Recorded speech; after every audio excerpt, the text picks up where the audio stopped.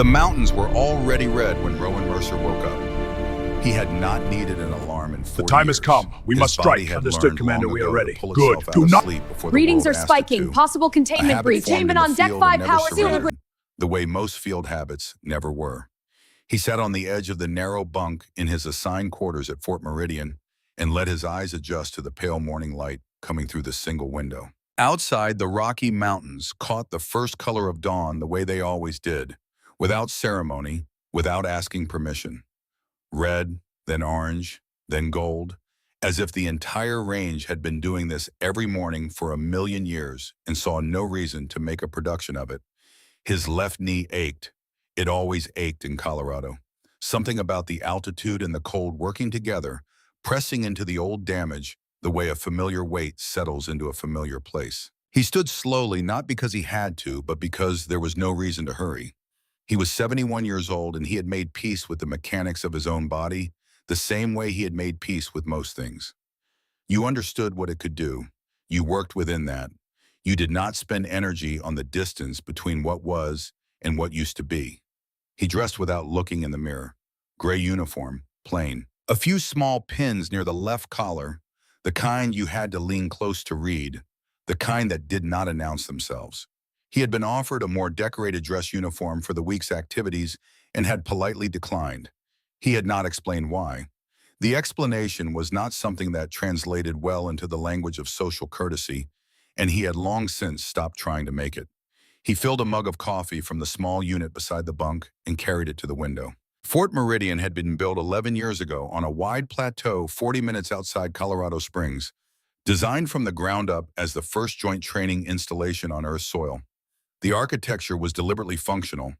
Wide buildings with clean angles, training grounds that sprawled toward the tree line, landing pads for the coalition transport vessels that arrived and departed on a rotation the local wildlife had apparently decided to simply ignore. Elk had been spotted walking along the perimeter fence on 3 separate occasions since the base opened. Rowan found this unreasonably satisfying.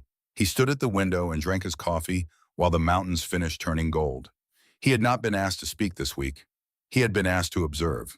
In his experience, those were entirely different assignments, and the second was almost always the more instructive of the two. Speaking required you to organize what you already knew into a shape that other people could receive.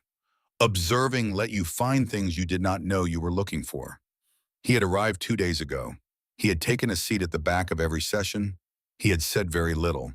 He had watched, which was something he had always been better at than most people understood, because the thing about being a man who draws no second glances is that you develop an unusually clear view of everyone else. The coffee had gone cold. He drank it anyway. Below, the base was beginning to wake. He could see a pair of Cree maintenance technicians crossing the central yard, their forearms moving in the slightly mismatched rhythm of a conversation he couldn't hear. A Thulian officer moved along the far walkway with the stillness her species carried like a second skin, upright and precise, as if the air itself had agreed to stay out of her way. 2 human cadets jogged past the perimeter wall, early enough that the frost was still on the grass. He watched all of it with the same expression. Not warm, not cold, open and present, the way a man looks when the world in front of him is genuinely worth attending to. He had been watching things like this for 45 years. Coalition personnel for 6 different species sharing space, sharing meals, learning to read each other's silences. He still found it remarkable. Not in the way a young person finds something new remarkable, with surprise and noise, but in the quieter way. The way a man who has seen a great deal looks at something worth seeing and simply lets it register, fully and without performance. He finished his coffee, set the mug down, and went to find breakfast. The training hall was waiting cold in the way all academy spaces were designed to be. Cold rooms discouraged distraction. They reminded you that what was happening inside them had weight. Director Carrick had once explained this design philosophy to a journalist from New Chicago with complete sincerity, which was exactly the kind of man Carrick was. He believed in the architecture of seriousness. He had built a career on it, and it had served him and the people in his charge reasonably well. 43 cadets filled the tiered rows, 6 species represented, each one trained and certain in the way that early achievement makes a person certain, genuinely and not yet fully tested. They sat in the alert posture of people who expected the week to confirm what they already believed about themselves. In the third row, Draven Solt occupied his chair the way a man occupies a chair when he has learned that doing so well is its own statement. He was Cray, four-armed, with the ridged forehead of his species and a physical presence that required active effort not to notice. He had entered the advanced program with 11 commendations and a reputation that preceded him into every room before he had a chance to form his own entrance. He was not arrogant in the way of small men told they were large. He was arrogant in the rarer and more durable way of someone whose self-assessment had been repeatedly confirmed by the world around him, and who had therefore never had serious reason to question the method. He had chosen the third row, not the front, which was the row of the eager, not the back, which belonged to observers. The third row was presence without desperation. He had always understood this without ever needing to name it. The cultural exchange exercise had been Director Carrick's idea. Each cadet was to present one legendary warrior from their own species.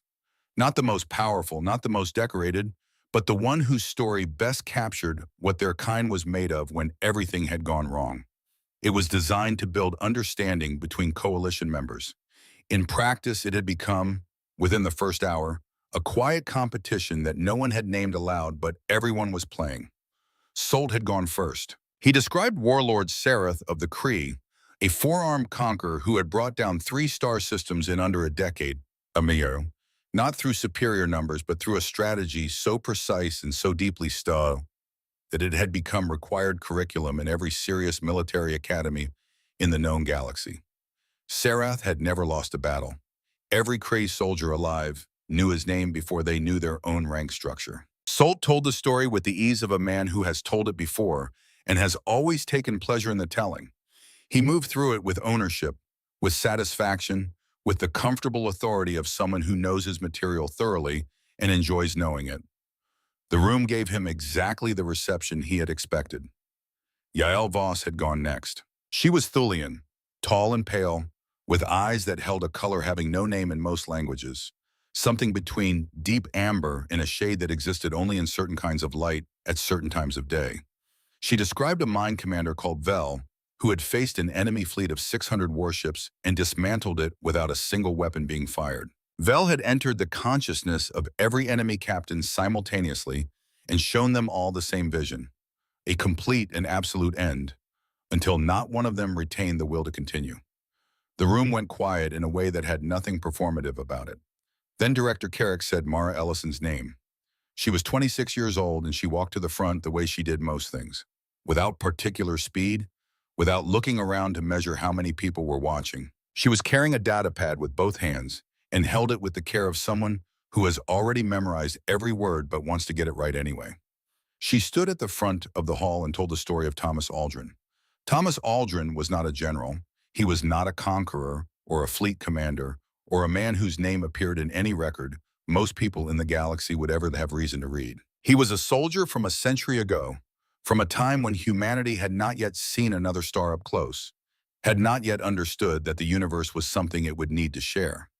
He had been part of a unit struck hard during a mountain offensive and forced into retreat. The retreat route ran through a single narrow pass in the northern range, high and cold and defensible only if someone was willing to stand in it long enough for it to matter. Someone had to stay. Thomas Aldrin had stayed. He held that pass for 11 hours with equipment that stopped functioning at the end of the second hour. He used the ground and the rocks and the angles of the terrain. He used his understanding of how men move when they are being methodically held back, and his knowledge of the specific sounds a position makes when it is about to be abandoned, and a decision he had made once in the first cold hour and then simply never revisited. When his unit came back for him at the 12th hour, he was still there. The clicking sound from Solt's throat came somewhere around the 7th sentence. It was not a question. It was not directed at anyone in particular. It was simply the sound the Cree language produced when something presented as significant failed to register as significant. A short, sharp dismissal that moved through the room like a stone dropped in still water. The ripples spread fast. A low grinding sound came from the Draven cadet near the back. 2 junior officers near the middle rows let their expressions shift into something that was no longer trying to be diplomatic. Mara lowered the data pad. No energy weapons, Solt said. It was not quite a question. No physical enhancement, no remote support capability, no coordination technology. None of that, Mara said. The room did not recover from this. The laughter, such as it was, quiet and distributed, wearing the thin costume of mere reaction, moved through the rows like a current, and Mara Ellison stood at the front of it with her data pad and waited for it to finish. Yael Voss did not laugh. She sat with two fingers pressed lightly to her temple and looked at Mara with an expression that was, in its way, more serious than the laughter around it, more considered, more final. What you have described, she said, when the room had settled enough for her voice to carry, is one soldier at one location during one engagement performing a necessary function. A function is not a legend. A legend shapes the course of events beyond itself. What Vel did changed the direction of a war. What your Aldrina did preserved a unit retreat. I do not say this to diminish your people. I say it because the word legend carries a meaning, and that meaning should not be reduced by sentiment. Mara held her gaze for 3 full seconds. Then she picked up her data pad, walked back to her seat, and sat down. In the back row of the training hall, Rowan Mercer sat at the end of the last row with a cup of water and the settled stillness of a man who has heard a great many things in a great many rooms and has learned the difference between the things worth answering and the things worth letting land where they land. He had arrived quietly enough that most of the cadets had placed him in some administrative category and moved on. The few who noticed him at all had registered the plain uniform, the slight limp, the absence of anything visually demanding, and had completed their assessment in the way the mind completes assessments when it is satisfied that something requires no further investigation. He had heard Mara's story. He had heard the laughter. He had heard Yael Voss's careful and patient verdict on the worth of human legends. He reached for his water cup, took one quiet sip, and set it back down. He did not look troubled. He did not look amused. He looked the way a man looks when he is watching something he has watched many times before and understands completely, and is simply waiting for it to finish. But something else happened in that room, and Mara did not see it from where she sat. At the back of the hall, 2 rows from Mercer, a visitor sat apart from the cadets. He was enormous even by Cree standards, tall and heavily scarred, wearing the plain dress of a retired officer rather than the formal regalia his rank entitled him to. He had been brought in as an observational presence for the week, introduced briefly on the first morning and not particularly attended to since. Most of the cadets had noted him and moved on, the way you note a large piece of furniture that turns out not to be in your way. General Creth Solar had served in 7 major coalition campaigns across 50 years and had never once been on the losing side of a decisive engagement. He was the most decorated living soldier in the known galaxy, a fact that was widely understood and frequently mentioned in the same breath as his name. He had been retired from active command for 6 years and remained the first name anyone in any military institution brought up when the word proven entered a conversation. He did not laugh when the room laughed. He sat with his 4 arms arranged in the loose posture of a man at rest, and he watched Mara Ellison stand at the front of the hall with her data pad, and he did not laugh. And when the laughter moved through the room and she lowered the pad, and Yael Voss delivered her precise and patient verdict, Solar's eyes moved, slowly, deliberately, from Mara to the back row, to Rowan Mercer. He held that look for a long moment. Mercer met it without expression. Nothing passed between them visibly. No nod, no signal, nothing that could have been recorded or described. Just 2 men looking at each other across a room full of laughter that neither of them was making. Then Solar looked away, and in the Cree military tradition, the one that his own delegation would have recognized if any of them had been present, one of his lower hands dropped quietly to the armrest beside him. His fingers rested flat and still against the surface. It was the posture of a man who has just witnessed something and decided to hold what he thinks about it until later. Mara turned in her seat for just a moment and found Mercer's eyes across the room. He gave her the smallest possible nod. Not encouragement, not sympathy. Something more like acknowledgement. The acknowledgement of 2 people who have read the same long book and do not need to discuss it. She turned back to face the front. The small smile that touched her face was gone before anyone else in the room had a chance to see it. In the 3rd row, Dravensolt was already talking about something else. That was fine. That was always how these things started. The veterans' reception was held that evening in the officers' lounge on the east side of Fort Meridian, a long room with high ceilings and wide windows looking toward the mountains in the dark. The room had been designed for exactly this kind of gathering, the kind where the accumulated weight of shared history was meant to be felt without anyone having to announce it. Coalition portraits lined the walls above head height, gray generals with all four arms spread in formal display. Thulian admirals with their eyes half closed in the expression their species used to convey settled authority. Draven fleet commanders captured in postures that managed to suggest motion even in complete stillness. There were no human portraits. Mara had noticed this the first time she had ever been in this room. She had said nothing about it then. She said nothing about it now, standing near the far end of the room with a glass of something pale and cold, watching the room fill with the choreography that important gatherings produce when status and history are both present.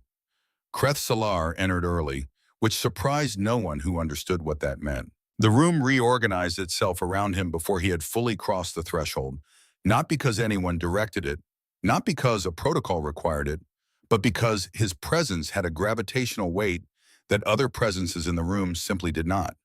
He moved through the space with the deliberate ease of a body that had been through a great deal and arrived on the other side still standing, still choosing how to move.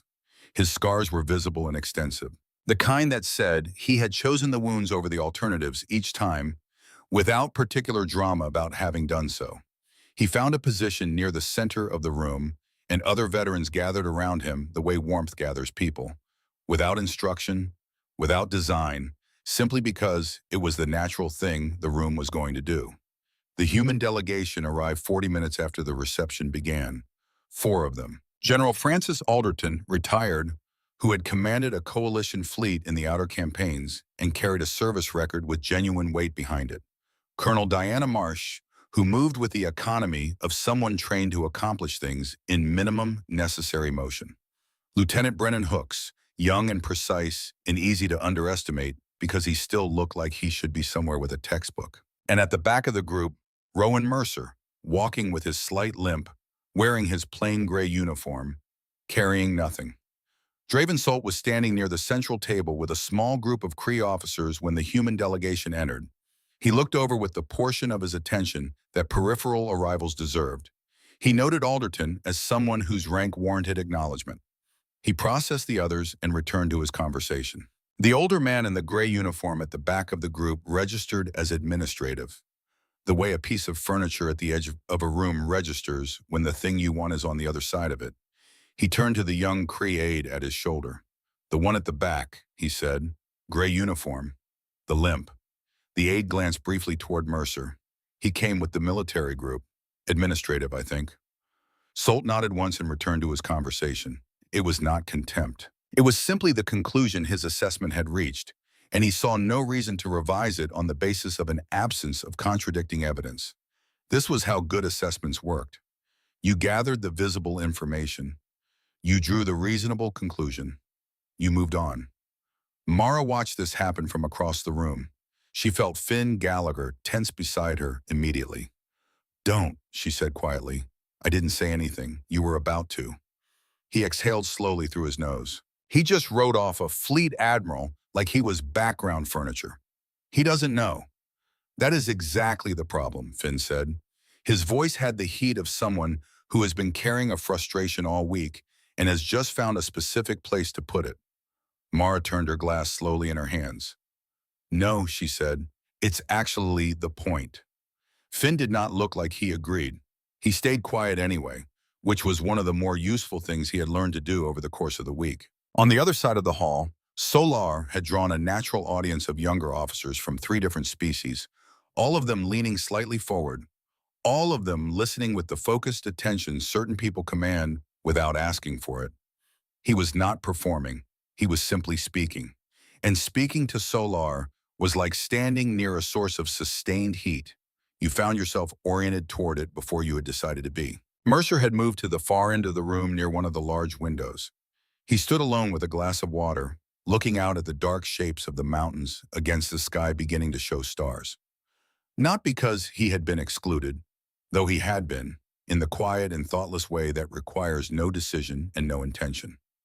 simply because the room had looked at him and found nothing that seemed to require further attention, and so it had continued on without him. He seemed genuinely unbothered by this.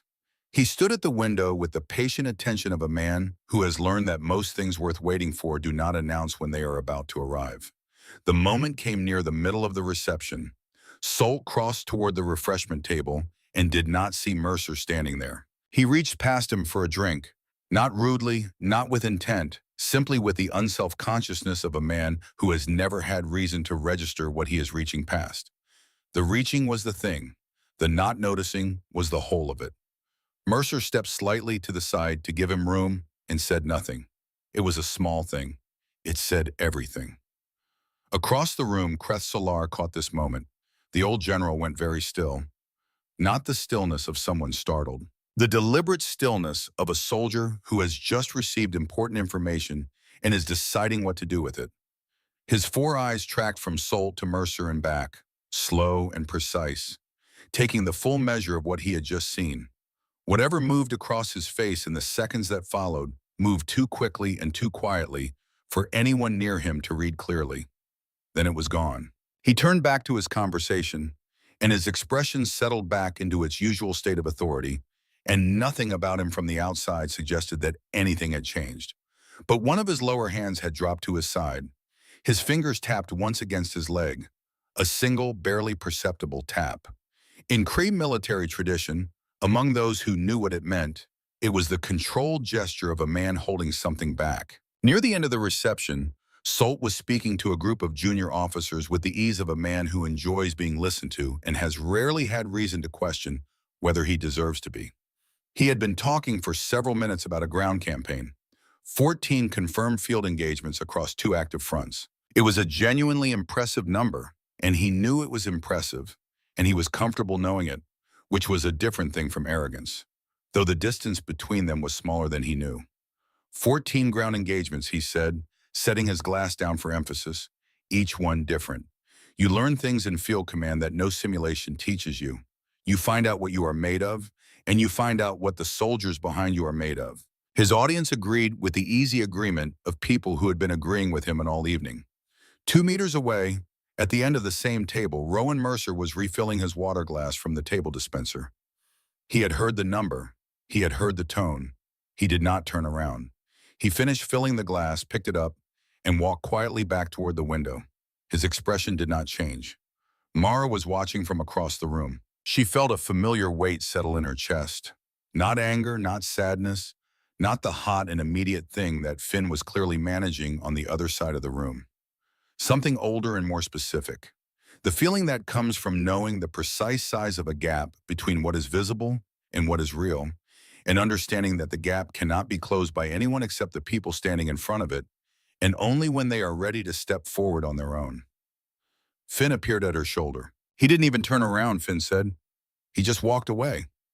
No, she said, why not? She had spent years with this question, not in the circular way of someone who cannot find the answer, but in the way of someone who found it and is still working out what it means in practice. A certain kind of person, she said, does not need the room to confirm what he is. He already knows. The room's opinion of him is not the measurement he's been using. Finn was quiet for a moment. He doesn't need Solt to get it. He doesn't need anyone to get it, Mara said. Not because he doesn't care about people, but because the knowing settled a long time ago, in places Solt has never been and can't currently imagine. Finn looked across the room at Mercer standing at the window. The light from outside caught the small pins on Mercer's collar, plain and almost invisible unless you were already looking for them. His face was still. His left knee was probably aching in the Colorado altitude. The water glass in his hand was half empty, and he was looking at the dark window with the same steady, undemanding attention he gave to everything. Mara watched him for a long moment.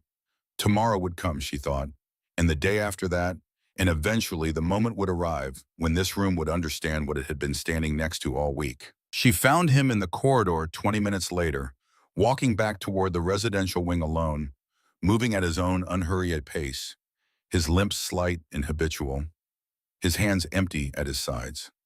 She fell into step beside him without asking. He did not look surprised. They walked for a while without speaking. The sounds of the reception faded behind them. The corridor was long and lit in the flat, honest light that military buildings used at night, functional without warmth or pretense. "You did well today," he said finally, without looking at her. In the training hall, she said nothing for a moment. The room disagreed. The room laughed, he said. "Those are different things." She considered this. "Does it matter to you?" she asked. "What rooms like that think?" He was quiet long enough that she thought he might not answer. Then, "It used to. When I was your age, it mattered a great deal. You want the room to see you. That's not weakness. That's just being young." "What changed?" He stopped walking. They were at an intersection of corridors, and through a window at the end of the cross passage, she could see the dark plateau extending toward the base perimeter, the landing pad lights blinking in their slow rotation, the whole quiet machinery of the installation running on through the night. "You do enough things that the room never sees," he said, "and after a while the room's opinion stops being the measurement that feels true. You start using a different measure." "What measure?" He looked at her for a moment. "Whether the thing required doing and whether you did it," he said. "That's the whole of it." He started walking again. She walked beside him. They reached the turn toward her residential wing, and he stopped, and she stopped with him. "Get some sleep, Cadet Ellison," he said. "Yes, sir." He nodded once and turned to continue down his own corridor, moving at the same pace as always. She stood and watched him go. The small pins on his collar caught the corridor light for a moment as he turned a corner, and then he was gone, and the corridor was empty, and the only sounds were the ventilation running and the distant pulse of the landing pad systems doing their patient work in the dark. She stood there for a moment longer. Then she went to her room and lay down and stared at the ceiling for a while before she finally slept. The base went quiet after midnight, not silent. Fort Meridian was never fully silent. The landing pads on the north side cycled through their maintenance routines at 2-hour intervals, producing a low mechanical hum that traveled through the building's bones and settled into the walls like a second heartbeat. The perimeter lighting ran all night. Somewhere in the residential wing, a ventilation unit ran slightly louder than it was designed to, a small, persistent sound that you stopped hearing after the second day unless something had already made sleep impossible. Yael Voss had been awake since 0230.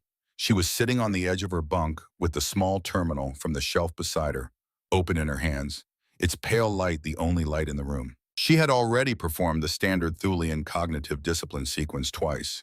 The ordered breathing, the systematic release of each point of mental tension, the deliberate construction of stillness built inward from the edges. The sequence had a success rate among trained practitioners that she had always been quietly proud of. It had not worked tonight. She was not distressed. Distress was a state she understood and could manage. What she was experiencing was more specific and considerably more irritating. The sharp alertness of a mind that has encountered an incomplete picture and cannot stop reaching for the missing pieces. It had nothing to do with anxiety. It had everything to do with the fact that Yael Voss had built a career on the reliability of her analytical framework. And something in this week had pressed against that framework in a way she could not yet account for. She wanted to know what Rowan Mercer had actually done. She told herself this was a small thing as she opened the Coalition Military Archive and typed his name. She was not reconsidering anything. She still believed what she had said in the training hall. A legend required scale. Endurance without impact was not the same thing as legacy. She was simply gathering information, which was what she always did when the data she had did not fully explain the observable phenomenon in front of her. The observable phenomenon in this case was the way every human at Fort Meridian looked at that old man in the gray uniform. The results came back in under 4 seconds. She read them once. Then she read them again, more slowly, giving each entry the careful attention she gave to documents that mattered. For an officer of his rank, for a man who had apparently accumulated enough service across 45 years to hold the title of Admiral in the Galactic Coalition's human fleet, the public record was thin in a way that stopped her. Not modest, not the thin record of someone who had served competently but without distinction. Deliberately lean. A document that felt as though large portions of it had been carefully moved somewhere else, leaving behind only what was required to technically confirm that the person existed and had served. A few early campaign citations written in the flat language of standard military assessment, 2 commendations from a period labeled the Outer Engagement Years, each noted briefly and without elaboration. A notation of distinguished service attached to something called Yolan Station, described in exactly 4 sentences and then closed. A gap of several years where the record simply stopped producing entries. Then his current posting as a senior observational advisor. That was all. She sat with the terminal in her hands for a long time. She had reviewed dozens of veteran records across her training. She understood the spectrum from modest to distinguished, from sparse to comprehensive. This was none of those things. This was a record that had been deliberately constructed to provide minimum disclosure while remaining technically complete. The kind of record that only existed when someone with the appropriate authority had decided, with specific intent, that the full version should live somewhere other than the open archive. She closed the terminal. She put on her uniform. She went to find Mara Ellison. The common room on level 2 was empty except for Mara, who was sitting at one of the far tables with a mug of coffee and a closed data pad in front of her ether, looking at nothing in particular through the window facing the base's eastern perimeter. She was not startled when Yael sat down across from her without asking. She looked up with the expression of someone who had been sitting quietly in an empty room and had already accepted that the room was going to have company now. "I looked up Mercer," Yael said. Mara said nothing. "His public record is nearly empty. For a man of his rank and service length, that is not standard. It looks as though significant portions have been deliberately relocated to a higher access tier." "Yes," Mara said. Yael set both hands flat on the table. "I am not here to debate the cultural exchange exercise. I am asking you directly whether there is more to that record than the open archive contains. Because what I found does not account for the way the human personnel at this installation look at him." Mara was quiet for a moment. She looked at her coffee. Then she picked up her data pad, turned it on, and navigated through several layers of clearance protocols. The kind requiring biometric confirmation. The kind that most people in this building did not have the access tier to reach. She turned the pad to face Yael. "I can show you parts of it," she said. "Not all of it, but enough." Yael leaned forward. The first file was dated 45 years ago. The language was the flat, precise language of military assessment reports, written by people paid to record what happened and trained to keep their own reactions entirely out of the document. Yael read it with the full attention she gave to everything that mattered. Rowan Mercer had been 26 years old, a sergeant, assigned to a coalition relay station on a small moon designated Calus 4, a waypoint installation handling communication routing for a wide section of the outer front during a period of active expansion conflict. The station was strategically critical in the specific way that infrastructure is critical. Not visible, not dramatic, but essential in the way things holding other things together are always essential. An opposing force had moved to take it. The defending force numbered 12 humans. The attacking force numbered approximately 400 combatants with armored support. The relay station held for 9 days. Yael read this sentence and stopped. She went back and read the preceding paragraph again to confirm she had the numbers correctly. 12, 400, 9 days. She continued. The report described the engagement in careful sequential language. It noted the defensive positions established using the station's own structural components, walls repurposed as barriers, maintenance corridors used as controlled choke points, storage materials converted into barriers that disrupted armored approach angles. It noted the sleep rotation the unit had maintained throughout, never fewer than 8 of the 12 active and positioned at any given hour. It noted that on the 7th day, the human unit had conducted a deliberate forward push against the enemy's resupply approach, an action that disrupted the attacking force's logistics and extended the hold by 2 additional days, buying time the relief column needed.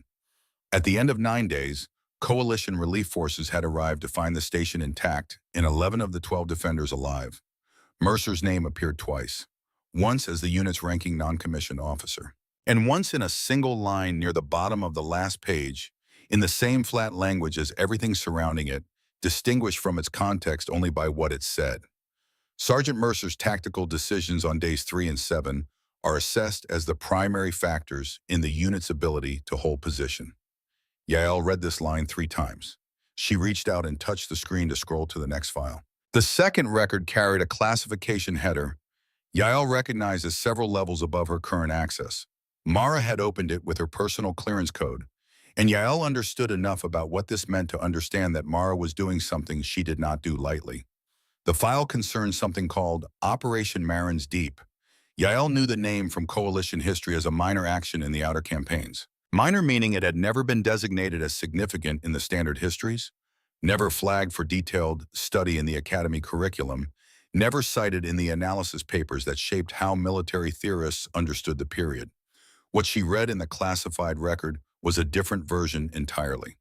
The file listed Mercer's rank at the time, captain, 49 years old, deep enough into a career that the decisions recorded here were not those of a young man discovering what he was made of. They were the decisions of someone who had already been through Cali's 4 and carried that knowledge into every subsequent engagement. Someone who understood, with the hard clarity of long experience, exactly how much was possible with very little.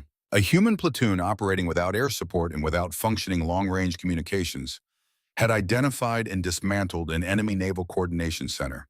They had accomplished this with no specialist equipment, no satellite guidance, no electronic suppression capability, no armored vehicles, none of the tools the coalition would have considered standard issue for an operation of this complexity and consequence. They had used terrain mapping and 2 weeks of close direct observation of enemy movement patterns. They had used a precise understanding of the vulnerabilities that emerge in any command structure, operating continuously without adequate rotation. The places where attention thins, where routine replaces vigilance, where the gap between what a system is supposed to do and what it is actually doing becomes wide enough to move through. And they had used a diagram drawn by hand on the flat inner surface of a field ration container lid. The operation had prevented 3 coordinated enemy strikes against coalition resupply lines. The assessment at this bottom of the document, written in the language of analysts who did not want to overstate and could not bring themselves to understate, concluded that those 3 strikes, had they succeeded, would have significantly extended the duration of the outer campaign and increased projected casualties across all coalition species by tens of thousands. The platoon had never been publicly cited. The operation had remained classified for 22 years. Yael looked up. Why was this never released? Mara pulled the pad back slowly and set it flat on the table between them. The assessment panel flagged it for reclassification and sealed it. The official reasoning was operational security. They did not want the methodology understood by opposing parties. She paused. There was a second reason, she said. It's in the internal record. Some members of the panel felt that if the full picture of what the human units had been doing became widely known, it would shift how other species perceived humanity in ways that might generate instability in the coalition structure. That things would change too fast. Yael stared at her. They concealed it because they were afraid of what it would mean. Mara chose her words carefully. They concealed it because they believed the coalition wasn't ready for what it would mean. There is a difference between fear and caution, she said, though I understand why it might not feel like one from where you're sitting right now. Yael was quiet. The ventilation unit in the wall ran its slightly too loud cycle. Outside the common room's single small window, the installation lights held their positions against the dark. The mountains were out there somewhere, invisible in the Colorado night. You said there was a third file, Yael said finally. Mara looked at her. Then she opened the last record, Yolon Station. The 4-sentence public entry became, in the classified version, 11 dense pages of operational documentation. The language was the same flat assessment prose as the other files. But reading it, Yael felt the flatness differently this time. Not as absence of feeling, but as a container built specifically because the thing inside it required very strong walls. Mercer had been a colonel, 57 years old. The station had been evacuating civilian personnel from a contested sector during a period of active conflict. The evacuation had been proceeding on schedule until a weapons strike damaged a section of the access corridor between the civilian deck and the docking ports, specifically the junction housing the manual release mechanism for the emergency bulkhead. The mechanism had failed. The bulkhead was holding closed. The civilians were on one side, the ships were on the other. The engineering team assessed that restoring power to the docking bay would require approximately 40 minutes of uninterrupted work from inside the junction. The junction was accessible. The bulkhead could be held open manually, using body weight against the hydraulic resistance and a section of structural piping from the damaged corridor as a lever brace. While the engineering team worked, someone had to stay at the door. Someone had to hold it open for 40 minutes, alone, while 3,000 people walked past them to reach the ships. Mercer had been the one at the door.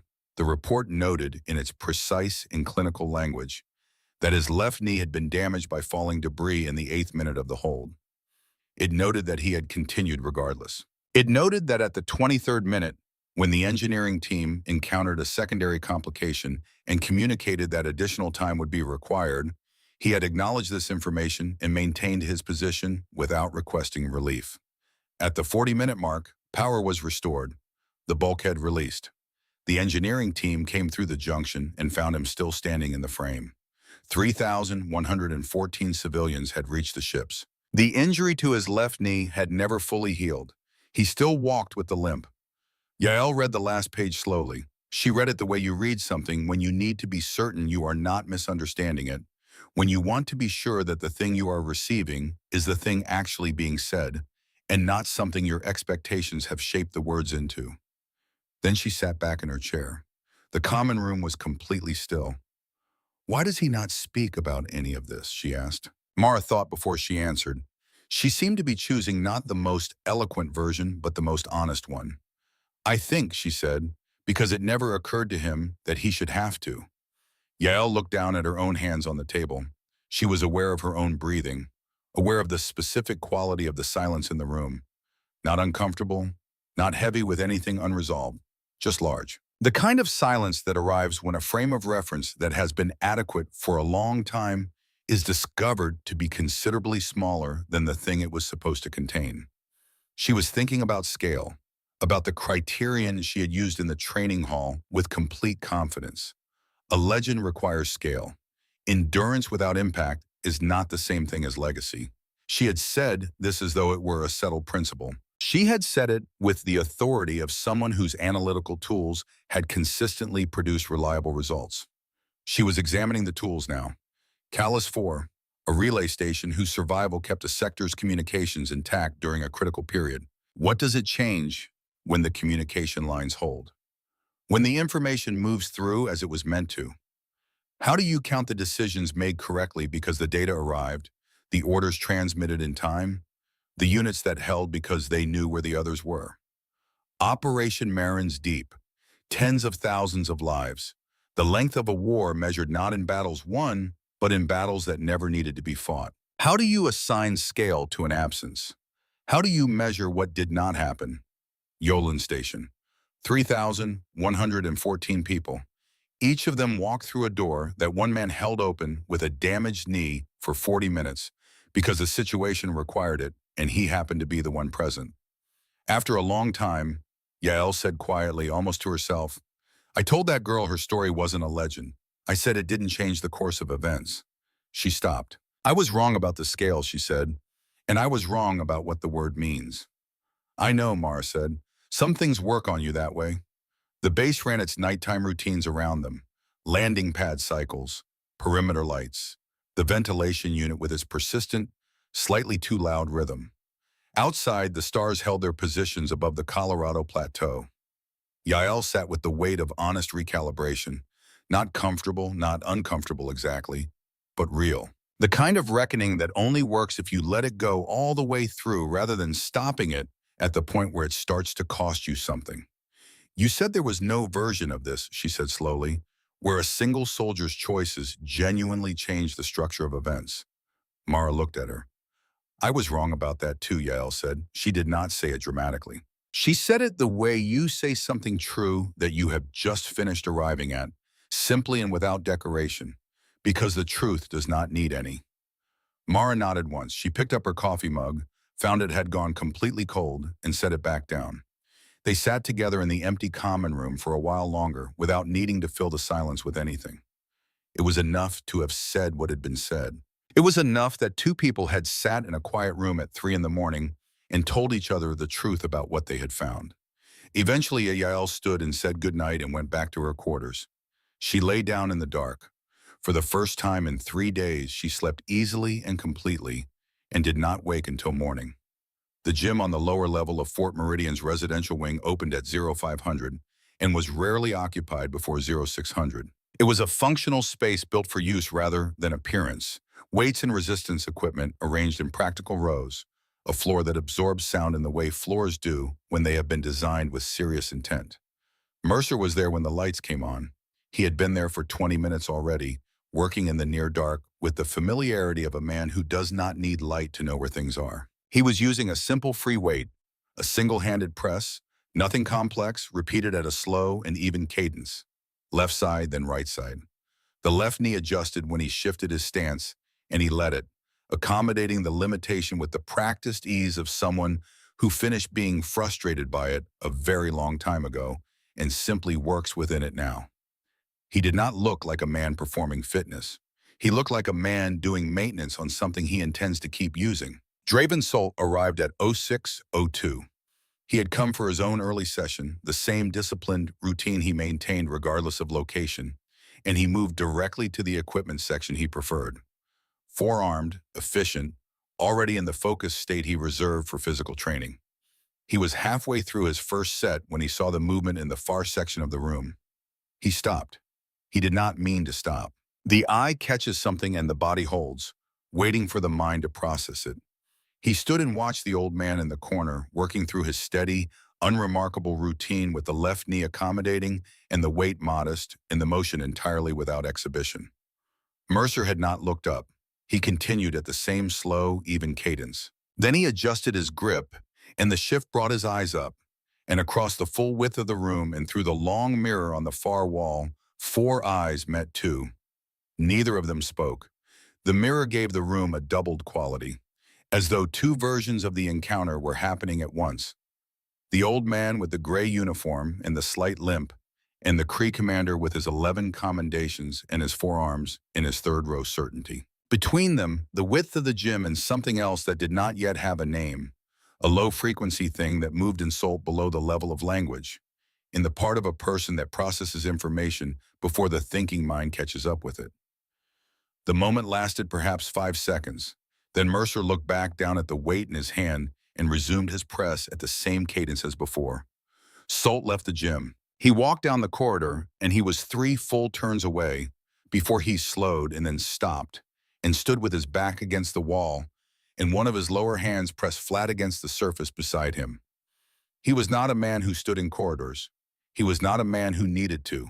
He stood there anyway and let the low-frequency thing move through him until it found somewhere to settle, somewhere in his chest adjacent to something he could not immediately name. He pushed off the wall after a while and walked toward Solar's quarters.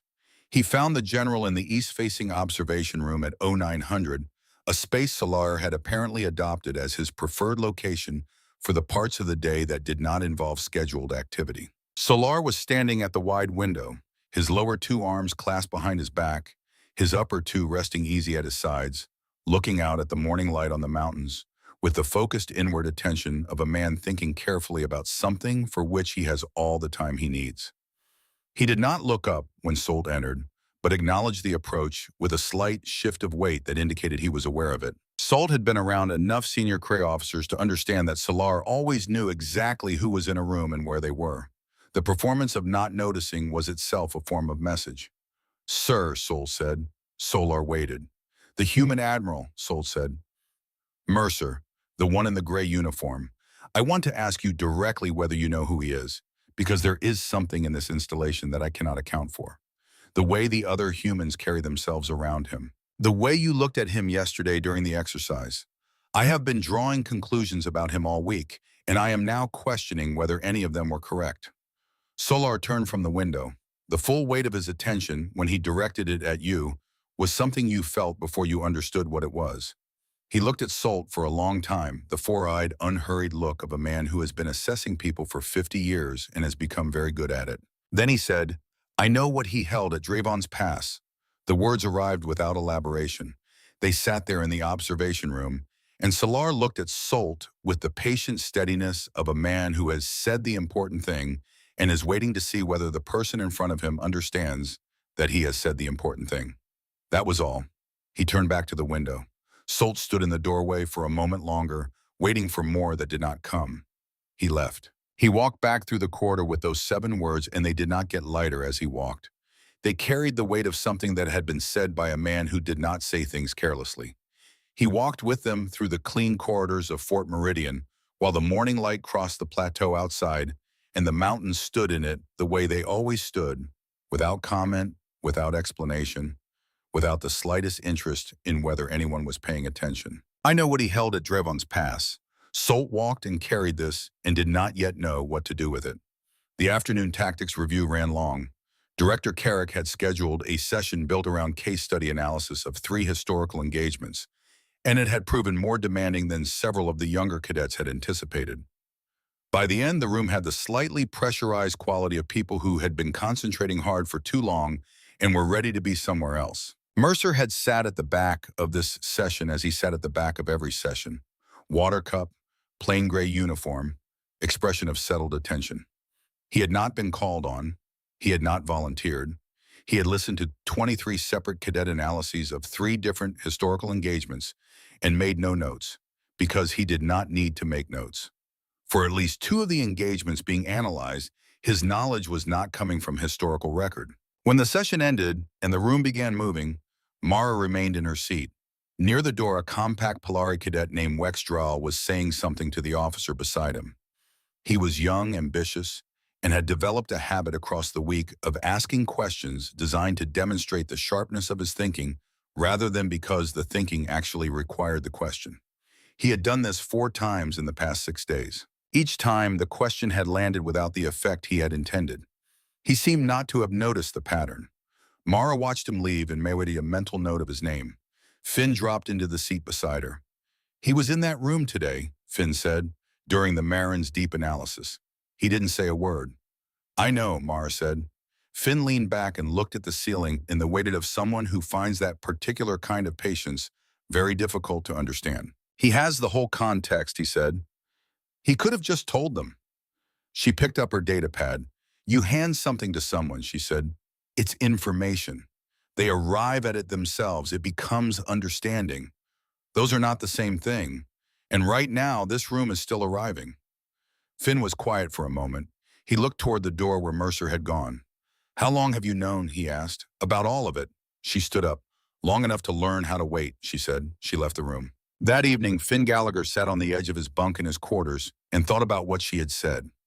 He had been angry all week on behalf of people who had not asked him to be angry for them, and he had watched the laughter in the training hall and felt it as a personal offense.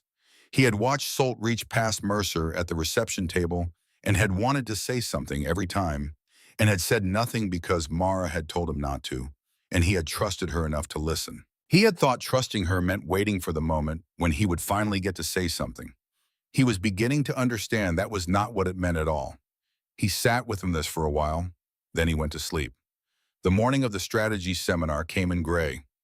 Low cloud had settled over the Rockies overnight, the kind of flat, even overcast that Colorado produced when the season could not decide between clearing and committing to something worse. The mountains were still there behind it. You knew this. You simply had to take it on faith rather than sight. Rowan Mercer dressed in the gray half-light of his quarters and thought that this was not the worst way to start a day that was going to require a certain amount of exactly that. He filled his water cup.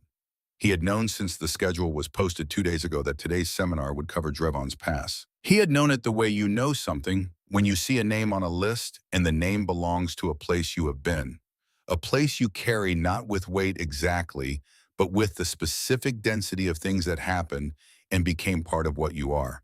He had not sought to be excused from the session. He had not sought any accommodation. He had noted the topic, noted the time, and continued with the day. He picked up his water cup and went downstairs. The main lecture hall could seat 60 and was currently holding 43 cadets, 9 visiting senior officers, and 1 retired admiral who had taken his usual position at the end of the last row with his water cup on the narrow armrest beside his seat. The hall had a tiered quality that made the back row feel both removed and strangely present, a position from which you could see the entire room while occupying almost none of it. Director Carrick opened the session by naming the topic directly, without preamble, because he believed that preamble was his own kind of disrespect to serious subjects. The Battle of Drevon's Pass, the most instructive example of catastrophic Allied failure in modern coalition history. Every serious military student in the room knew the name. It was one of those names that attached to memory not through repetition, but through weight. Drevon's Pass was 30 years ago, the closest the Galactic Coalition had ever come to complete operational collapse in the field. A veiled Dominion force at the peak of its expansion had met the Allied fleet and ground units at a choke point system and broken them so completely that the coalition retreat had been recorded as one of the most disorganized withdrawals in the history of interstellar conflict. It was taught not as a study of defeat, but as a study of how defeat compounds when decision-making comes apart under pressure, how one failure generates the conditions for the next, and how quickly a functional military structure can become something that only resembles one from a distance. Kreth Salar sat in the front row. He had been invited specifically for this session, and he had arrived early. The room had reorganized itself when he entered, not because a protocol required it, but because that was what rooms did when Salar was in them. His presence had a gravitational quality. You were aware of it before you processed it consciously. He gave his analysis first. 20 minutes. No notes. No apparent effort. He spoke with the total authority of a man who had studied this engagement for decades from the outside and had also been alive during it, who had understood at the time that something significant was happening from an adjacent position and had spent the years since examining every layer of what he had seen. He broke down the coalition's positioning errors at each stage of the engagement. He identified the specific communication failures that had prevented an effective response to the veil flanking maneuver. He named the exact decision points where different choices would have produced different outcomes, not speculatively, but analytically, with the precision of someone who had run the variables and understood which ones actually determined the result. He spoke with absolute authority. The room was completely absorbed. When he finished, the silence itself was a form of recognition.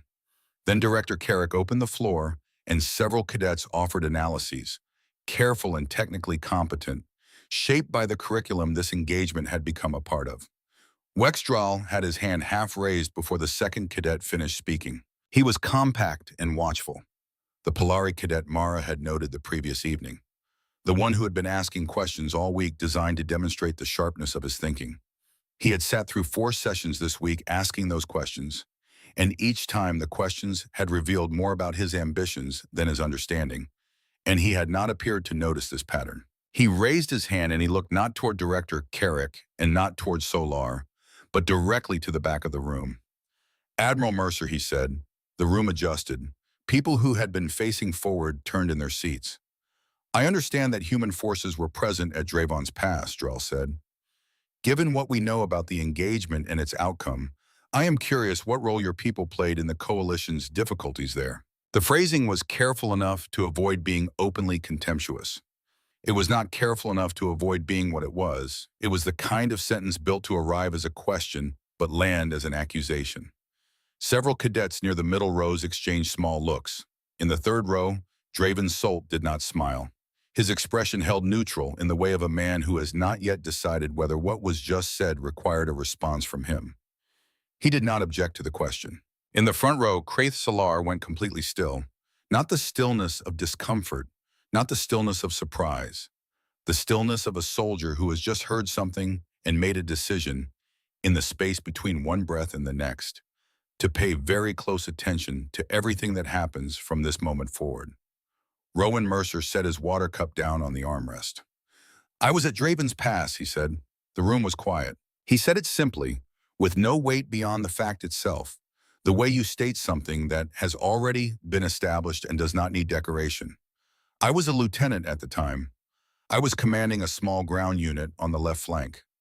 I can tell you what happened from that position if it's useful to the discussion. Director Carrick nodded once. Please, Wimpy. Mercer did not stand. He spoke from his seat in the last row, which meant that everyone in the room had turned to face him, and somehow this arrangement suited exactly the quality of how he spoke. Unhurried, direct, without the self-consciousness of a man who adjusts himself when he knows he is being watched. He described the first day of the engagement. The coalition had held through the initial contact, held through the first veil pressure on the right flank, held through the opening artillery exchanges. Then the Veil flanking maneuver had struck the Allied left, and the command structure had begun to come apart in the way command structures come apart when the thing they were not designed for arrives faster than the design can accommodate. Units across the left flank started pulling back, not because they were ordered to. In many cases, the order simply never arrived, because the communication systems had been the first thing the flanking strike had targeted, and the silence where orders should have been was itself a message that every soldier's body understood before their mind caught up.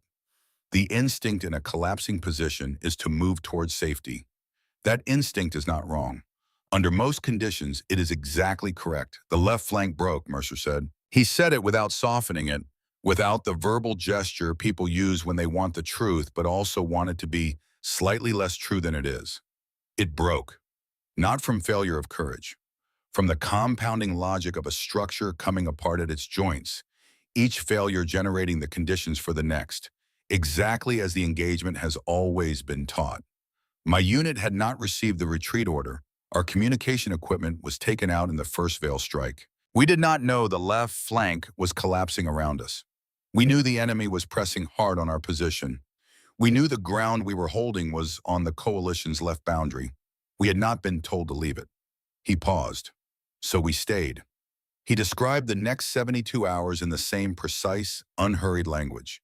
The moment when they understood the full scope of what had happened around them. The Veil numbers pressing from three directions, larger than anything a unit their size had any reasonable expectation of continuing to account for. The assessment of what was available.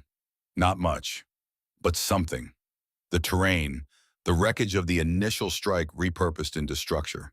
The specific way a choke point can be used by a small force willing to think more carefully about ground than a large force is usually required to.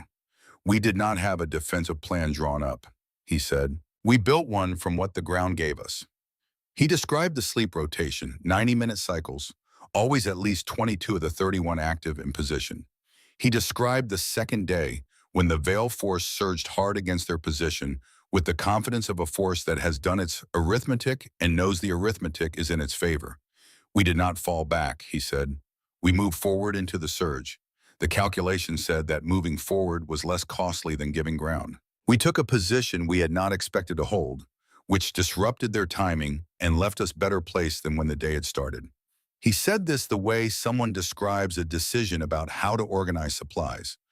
Not modestly. Modesty would have implied the achievement required diminishing, just plainly. The way you describe a thing that happened and the reasoning that produced it. On the third day, the coalition forces that had retreated had reorganized enough to begin assessing recovery options. When their reconnaissance identified that the human unit on the left flank had not only held but advanced, the shape of the situation changed. The left flank was not gone. There was still a position. There was still a gap in the Veil line that the coalition could move back through. He picked up his water cup. The battle is taught as a catastrophic loss, he said. In terms of the first 48 hours, that assessment is accurate. In terms of the final outcome, a contested withdrawal rather than a complete rout, the human units on the left flank were a significant contributing factor. That is not in the public record. I am telling you because the question was asked.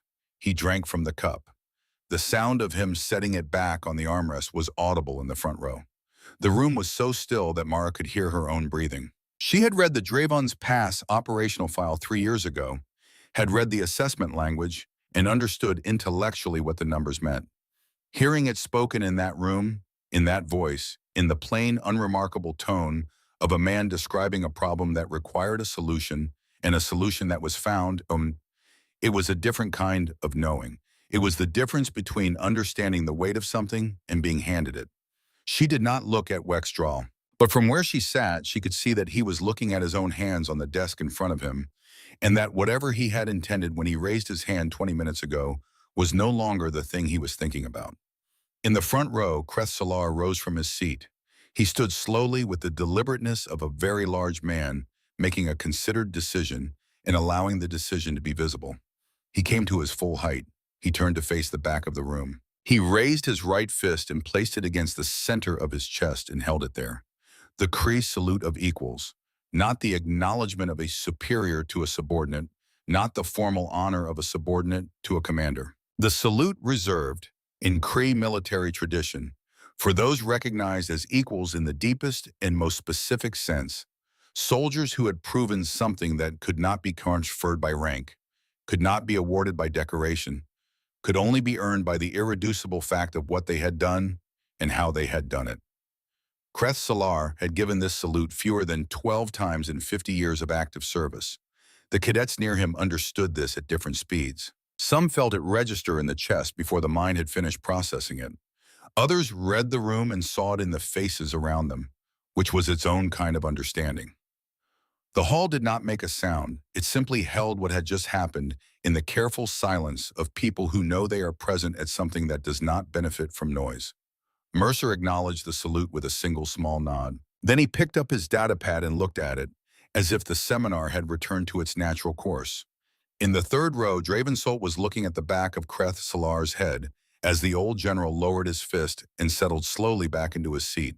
Something crossed Solt's face. It was not a simple expression. It was not the kind that can be captured in one word or assigned to a category and filed away. It was the expression of a man whose map of things, the reliable, tested map he had been using for years, has just been shown to him as a map of a smaller territory than the one he is actually standing in. Not wrong in a small or correctable way. Wrong in the fundamental way that requires not revision, but replacement. He did not look at Mercer. He looked at his own hands on the desk in front of him. For the first time in the entire week, Dravensolt had nothing to say. 3 hours after the seminar ended, the cloud cover over the Rockies had thinned enough to let the afternoon light through in long, angled columns that moved across the plateau and caught the face of the mountains in a way that made them look lit from somewhere within. Mercer was on the observation deck. It ran along the east side of Fort Meridian's upper level, a wide covered walkway with a low railing and an unobstructed view of the full range. He was standing at the far end where the railing curved and the view opened widest. He was not holding anything. He was simply standing and looking at the mountains with the kind of attention that is not thinking exactly, but is close to it, using the permanence of the landscape as an anchor for things that do not have physical location anymore and need somewhere to rest. He heard the footsteps before Solt reached him. He did not turn. Solt stopped at the railing beside him. He stood with 2 arms at his sides and the upper 2 resting on the rail, the posture of a man trying to be present without demanding anything from the space he was entering. It was not a posture that came naturally to him. For that reason, it was visible as something he had chosen. Neither of them spoke for a while. The light moved across the lower range. A hawk worked the thermals above the plateau, riding the updraft in a long, patient arc, before banking south and disappearing above the tree line. "I was wrong about you," Solt said. "You didn't know," Mercer said. "That is not sufficient," Solt said. "I had access to the visible information, and I drew the most convenient conclusion, and I did not examine it. I treated you as something peripheral, and I did it without thinking, which made it worse, not better. I reached past you at the reception table. I called you administrative to my aid. I let Dral ask that question this morning without objecting to it. I want you to know that I understand the size of what I missed, and I am sorry for the part I played in it." Mercer looked at him. The look was direct and level, without heat, without theater. "Accepted," he said, not magnanimously, not with the warmth of forgiveness extended as a gift. Simply accepted, done. Move forward. Solt absorbed this. He had expected something with more weight to it, more ceremony around the closing of the distance. What he received instead was a man who had already moved past the part that was sitting most heavily in Solt's chest and was standing at a railing, looking at mountains. "At Drevon's Pass," Solt said, "you had 31 people." "Yes, against 419. Armored support, no communications, no resupply." "Yes." Solt was quiet for a long moment, turning the numbers over the way you turn something whose weight shifts depending on how you hold it, and none of the ways make it light. "How many of your 31 came back?" 26, Mercer said. Solt put his lower 2 hands on the railing and looked at the mountains. "Your people don't build monuments to this," he said. It was not quite a question. "No, why not?" Mercer considered it honestly.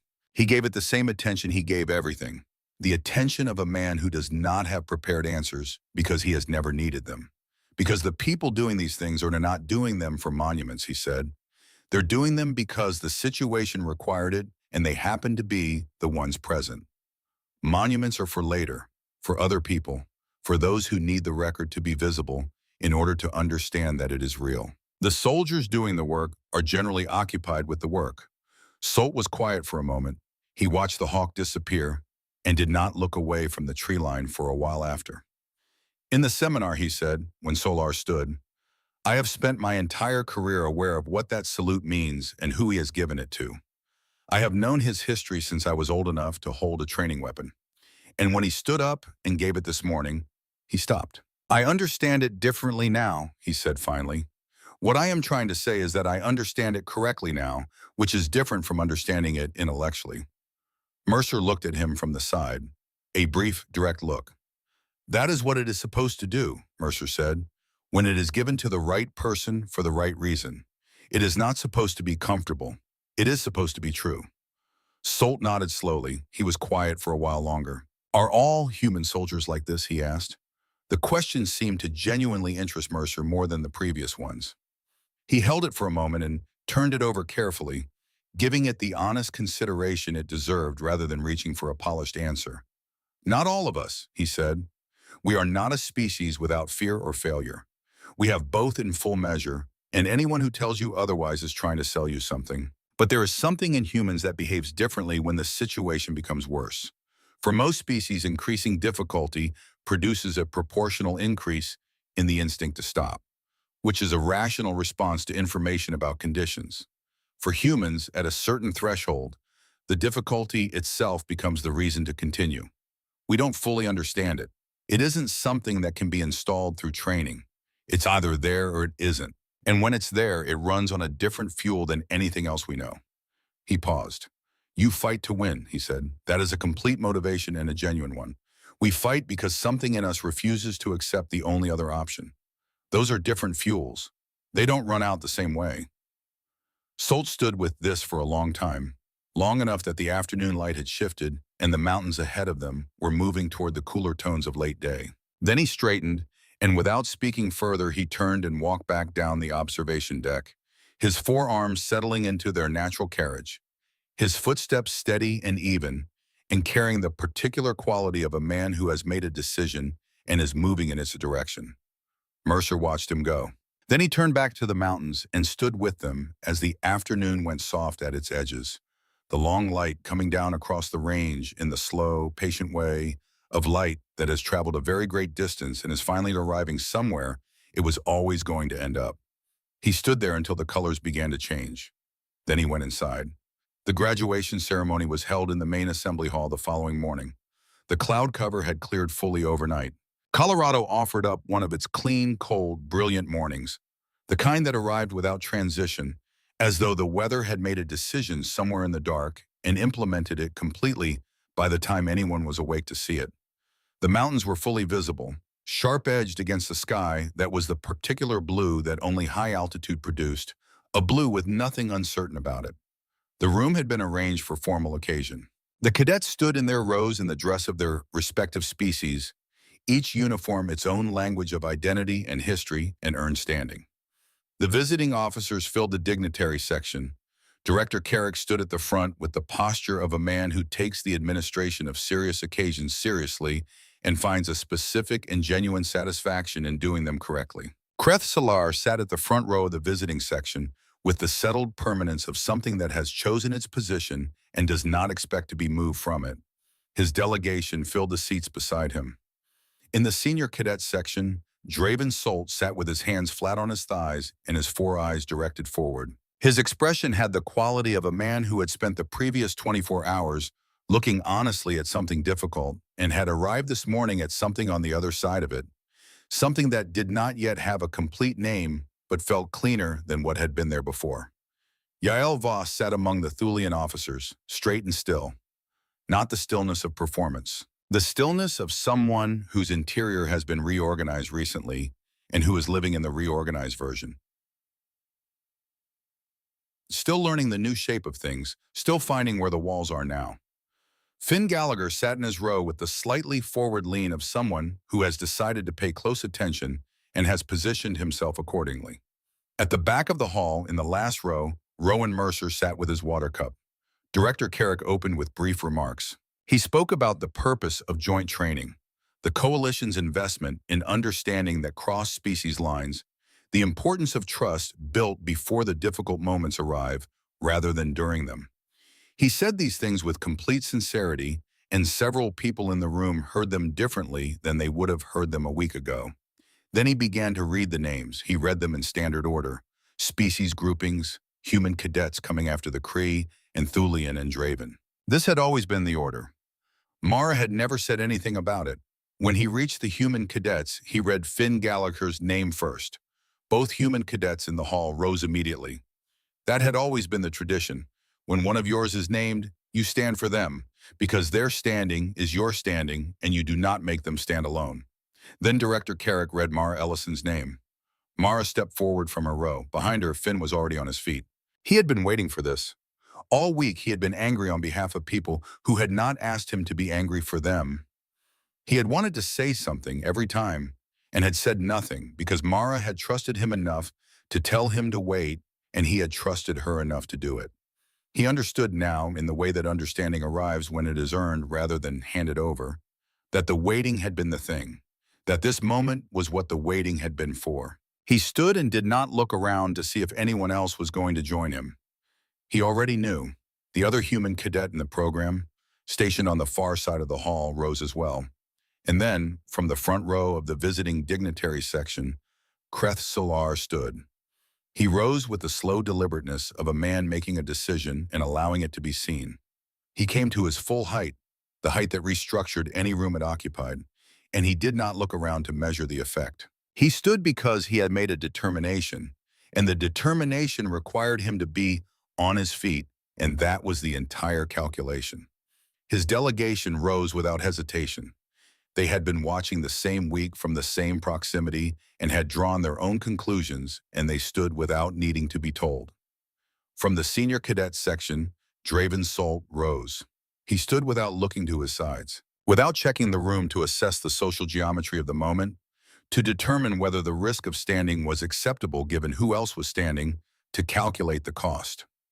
He had decided in the seconds between watching Solar rise and rising himself, and he stood with the clean posture of a man who has made a decision that does not require the company of others to be valid.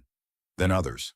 Yael Voss stood from the Thulian section, straight and deliberate, with the expression of someone paying a debt they have recently understood they owe, and paying it fully. A Draven cadet in the middle rose, and the officers beside him followed, and then the row behind, because something was moving through the room that was not manufactured and not performed and not directed by any protocol or any senior officer's example. Something real, the kind of movement that happens when genuine understanding reaches a critical mass and the body responds before the mind has finished articulating why. Junior officers from 4 different species who had arrived at Fort Meridian, certain of their maps, and were leaving with better ones, rose from their seats with expressions that said the certainty was still there, but its object had enlarged considerably.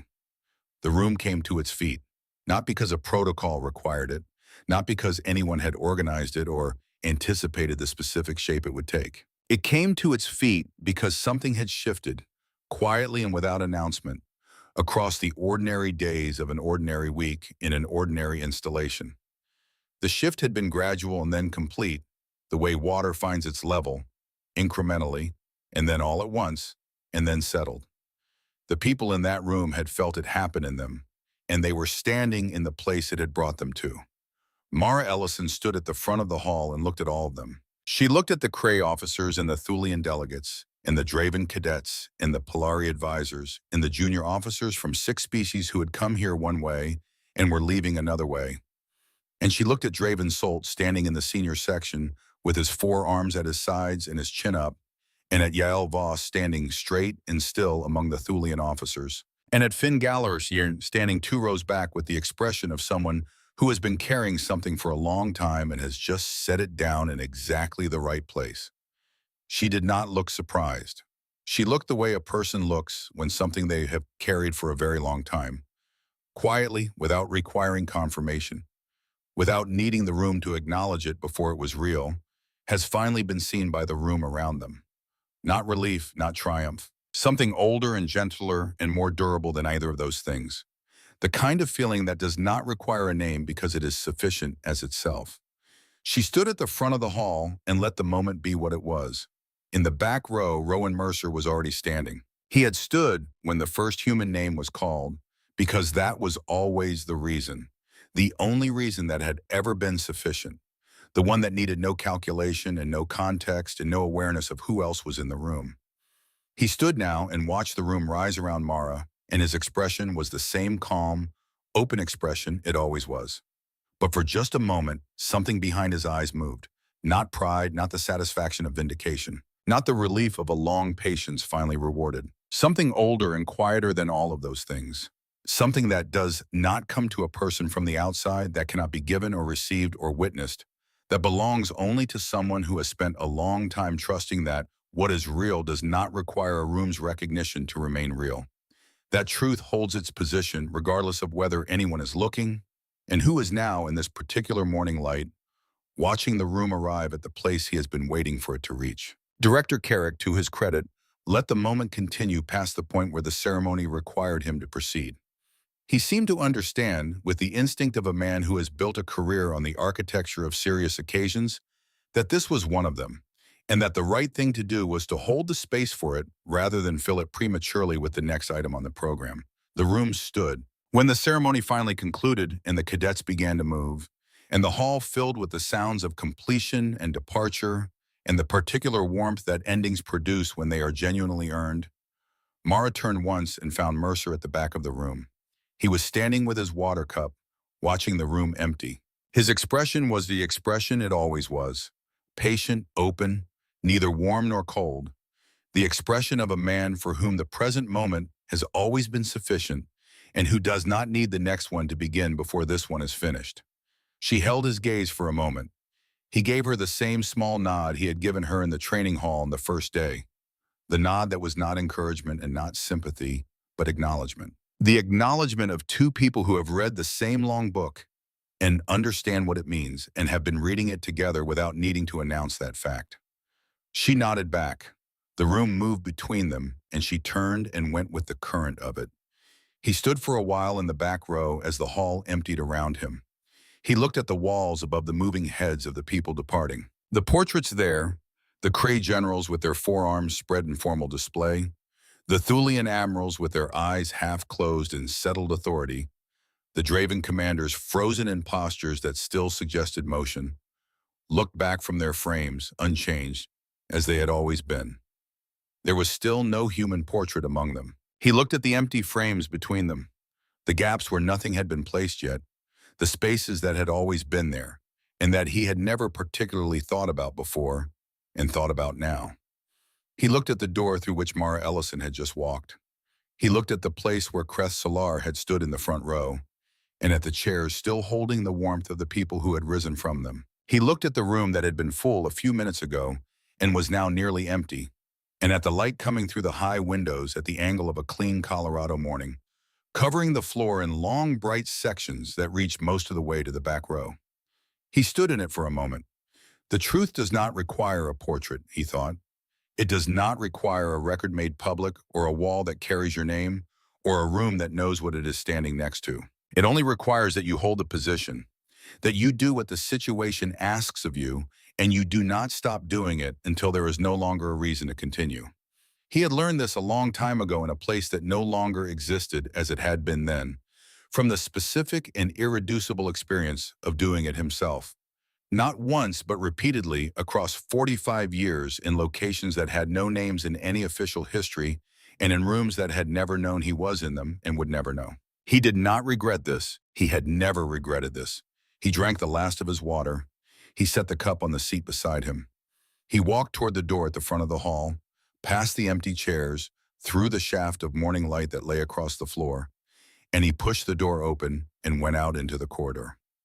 The mountains were visible through the far window at the end of it, the same mountains, clear and fully present in the cold blue morning, the whole range sharp-edged and enormous against the sky, every peak exactly where it had always been, holding their positions without announcement and without requiring any acknowledgement that doing so was worth anything to anyone.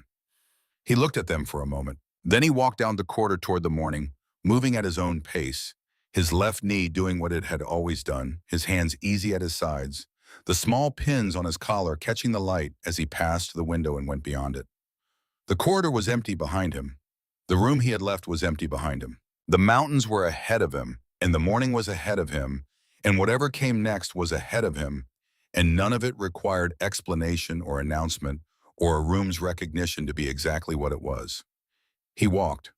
The truth doesn't require an announcement. It holds its position. It waits.